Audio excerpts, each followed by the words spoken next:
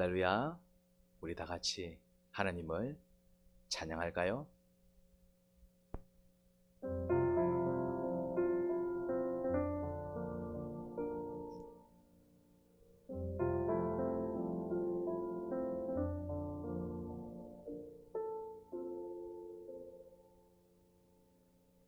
하나님은 너를 지키시는 자, 너의 우편에 그늘 되시니 낮의 해와 밤의 달도 너를 잊지 못하리.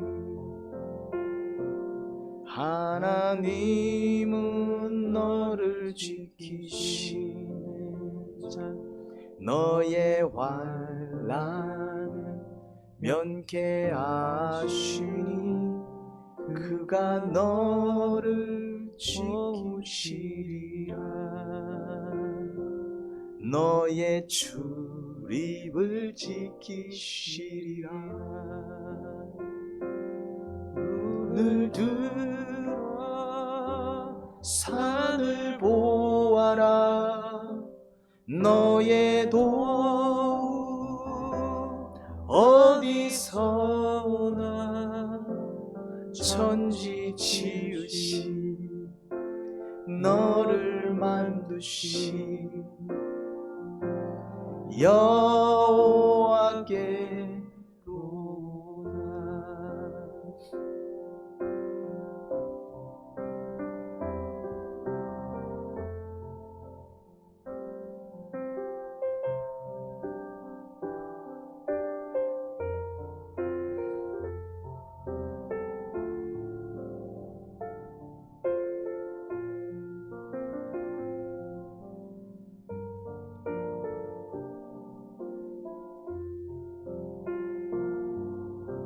하나님은 너를 지키시는 자, 너의 우편에 그늘 되시니 낮의 해와 밤의 달도 너를 잊지 못하리. 하나님은 너를 지키시는 자, 너의 환난 면케하시니 그가 너를 도우시리라. 너의 출입을 지키시리라.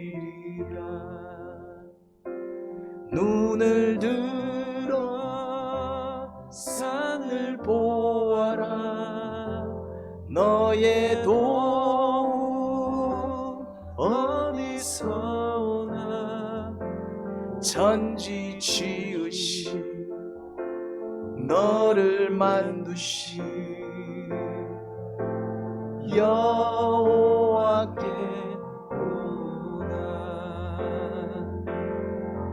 눈을 들어 산을 보아라.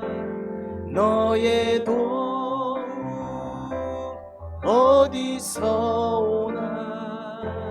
천지 지으신 너를 만드신 여호와께로다. 천지 지으신 너를 만드신 여호와께로다.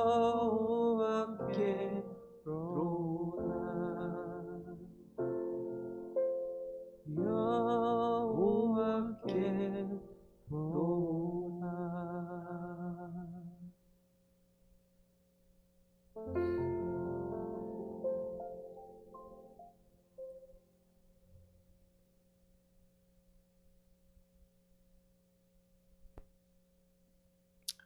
하나님은 저희 우편에서 저희를 지키시고 돌보십니다. 아버지시니까. 어떤 아비가 자녀를 외면 하겠습니까? 혹 인간아비 중에서는 그럴 수 있겠지만 하나님 아버지는 그렇지 않습니다. 눈을 들어 산을 봅니다. 그 산은 장산도 아니고 디산도 아니고 시온산, 여호와 하나님께서 강림하셔서 친히 우리를 향해 걸어 내려오시는 산. 저희는 아버지 은혜가 필요하고 능력이 필요하고 도움이 필요한 자입니다. 그 도움의 손길을 저희에게 베풀어 주옵소서. 예수님 이름으로 기도합니다. 아멘. 마태복음 21장 18절부터 22절 가십니다. 예수님께서 또 성전에서 또 예루살렘 성에서 또 그런 큰 일을 치르시고 베다니 예루살렘 인근에 있는 또 작은 촌락으로 가셨습니다. 그 베다니에서 또 하룻밤 지내시고 다시 성 안으로 오셨습니다. 배가 고프셨습니다. 아침을 또 드시지 않고 또 아침 일찍 성 안으로 들어오신 것 같아요. 보니까 무화과 나무가 이제 한 그루 이제 서 있는 거 보고 또 거기서 이제 열매를 좀 얻을까 싶어서 갔는데 뭐 먹을 게 없는 거죠. 주님은 크게 실망하시고 그 무화과 나무에 저주를 내려 그냥 시들게 만들어 버리셨어요. 제자들은 이걸 보고 놀랐지요. 주님 말씀 한마디에 나무가 시들어 버린 것입니다.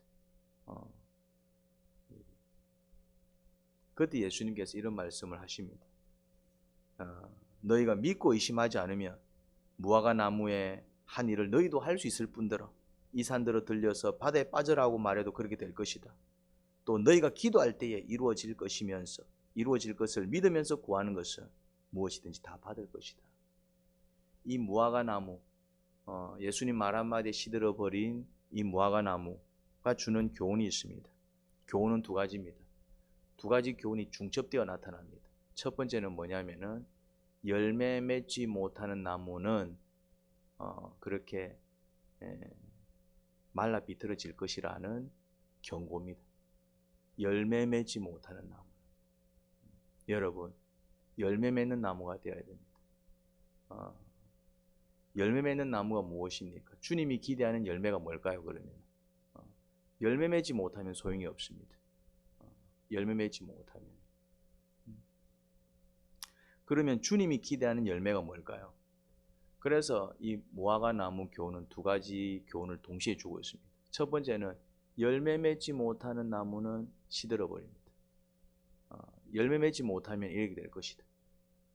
열매 맺지 못하면 우리가 열매 맺지 못하면 이렇게 된다 이 말. 열매 맺지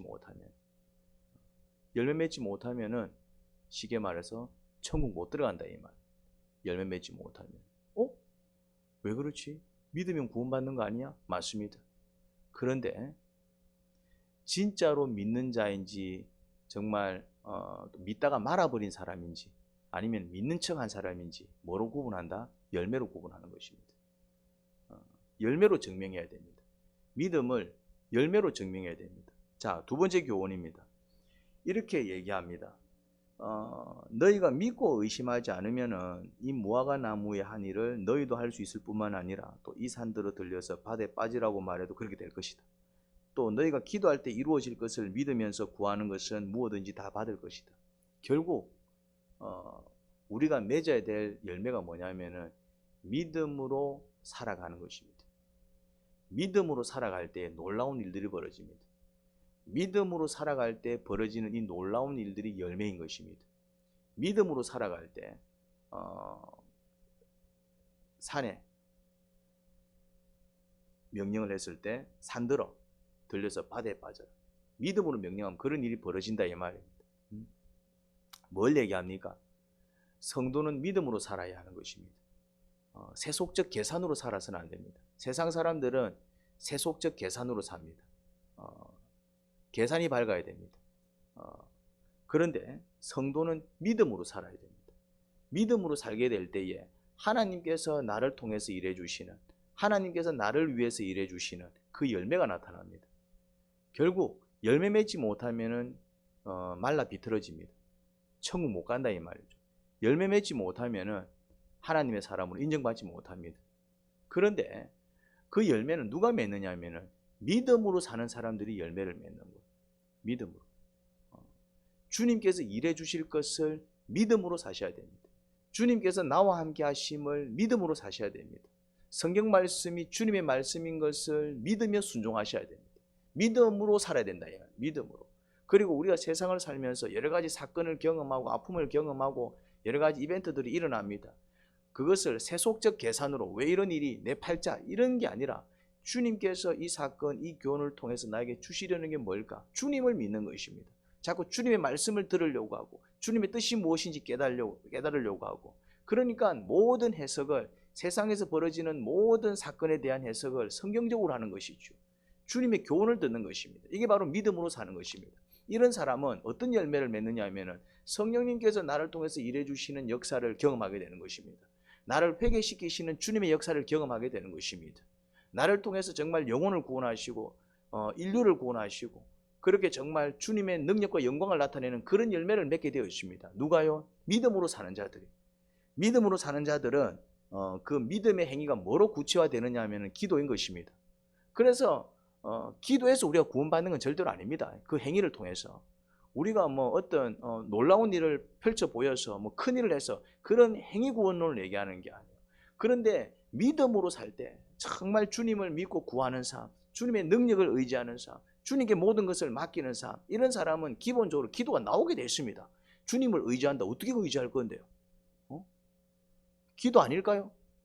주님께 맡긴다. 어떻게 맡길 건데요? 기도해서 맡기는 거 아니에요? 순종을 한다. 무슨 말씀에 순종할 건데요?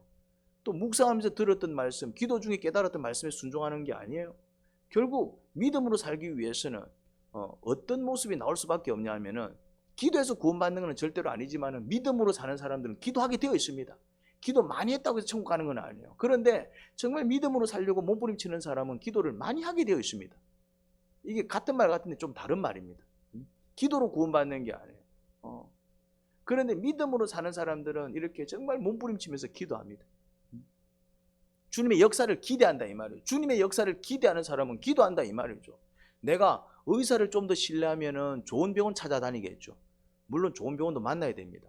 그런데 그 과정 속에서 기도하면서 좋은 병원을 만나고, 기도하면서 의사한테 내 몸을 맡기고, 기도하면서 어쨌든 주님의 역사를 기대하는 사람들은 뭐가 들어간다? 기도가 들어가게 되어 있습니다. 뭐 가만 앉아 있으라는 얘기는 아닙니다. 병원 가지 마라, 약 먹지 마라, 그런 얘기는 아닙니다. 약 드세요. 병원 가세요. 그런데 주님을 의지하고 주님께 모든 것을 맡기는 사람은 병원 가기 전에 기도부터 합니다. 약 먹기 전에 기도부터 합니다. 그래서 누구를 만나도 정말 기도의 결과로서 그 사람을 만나는 것이고, 어떤 병원에 내 몸을 맡겨도 기도의 결과로서 맡기는 것이지, 아니면은 정말 그럴 수 없는 상황 속에서는 단지 또 주님의 치유를 또 바랄 수도 있습니다. 어쨌든 그 모든 몸부림 가운데 뭐가 있냐 하면은 간절히 주님을 찾고 주님을 의지하는 기도가 나타나게 되어 있습니다. 그렇게 믿고 구하는 것은 반드시 다 받을 것이다, 그렇게 얘기하고 있습니다. 물론 그 기도가 허황된 기도일 때, 이전에 며칠 전에 설교했잖아요. 세베대의 그 두 아들들, 그 어미가 뭐라고 얘기합니까? 나중에 권세 잡거든, 나라 얻거든, 내 아들한테 한 자리 주시고 또 둘째한테는 또 다른 자리 주시고, 그런 허황된 기도는 들어주시지 않습니다. 오히려 그거는 말씀으로 그들을 타일러서 바른 길을 걸어갈 수 있도록 이끌어 주시는 그런 응답은 주셔도 그런 기도는 이루어 주시지 않습니다. 그런데 정말 주님의 역사를 기대하면서 또 주님의 뜻 가운데서 구하는 그런 기도, 주께서 알았다, 내가 역사하마, 나를 믿고 나가자, 알겠습니다, 주님 믿고 나가겠습니다, 그렇게 믿고 나가는 그런 기도들은 놀라운 역사를 이루어 버립니다. 때로는 산을 들어서 바다에 빠뜨리기도 하고, 바다에 빠져있던 산을 또 들어 올리기도 합니다. 그런 이야기인 것입니다. 이 오늘 본문은 두 가지 교훈을 중첩적으로 주고 있습니다. 열매 맺지 못하면 말라 비틀어진다. 열매 맺지 못하면 천국 들어가지 못한다. 열매 맺지 못하면 믿음의 사람이 아닌 것이다. 열매 맺지 못하면 그냥 껍데기 신자에 불과하다. 열매 맺지 못하면 죽은 나무에 지나지 않는다. 열매 맺지 못하면 지옥 간다, 그 얘기인 것입니다. 그런데 어떤 열매를 맺어야 되는지 동시에 강조하고 있습니다. 믿음으로 살아라. 믿음의 열매를 맺어야 한다. 그 믿음의 열매를 구체적으로 맺는 구체적인 방법은 기도다. 정말 믿음으로 몸부림치는 기도를 해야 된다. 그렇게 간절히 구하는 자들이 승리할 것이다. 그런 은혜와 능력을 우리에게 가르치고 있습니다. 기도하는 여러분들이 되기를 주님의 이름으로 축원합니다. 그런데 그냥 기도 행위 이게 중요한 게 아닙니다. 그 기도하는 원동력이 뭐냐 이 말이에요. 그게 믿음이 되어야 됩니다. 믿음의 행위로서 기도가 나와야 돼요. 정말 주님을 믿고 의지하는 그 행위가 기도로 표현돼야 되고, 정말 믿고 주님께 맡기는 그 믿음이 기도라는 행위로 표현돼야 되고, 정말 이제는 주님 말씀대로 살겠습니다, 말씀대로 살아갈 수 있도록 도와주세요, 그렇게 정말 순종하려고 하는 의지와 결단이, 그 믿음이 기도로 표현될 때 그 기도는 능력을 부르고 응답을 부르고 성취를 부르고 주님의 영광을 나타내는 그런 능력의 기도가 될 것입니다. 우리는 그렇게 열매 맺는 사람들이 될 때에 정말 천국을 장식하는 또 그런 하나님의 영광스러운 보배들이 될 것입니다. 하나님 아버지, 믿음으로 살게 하소서.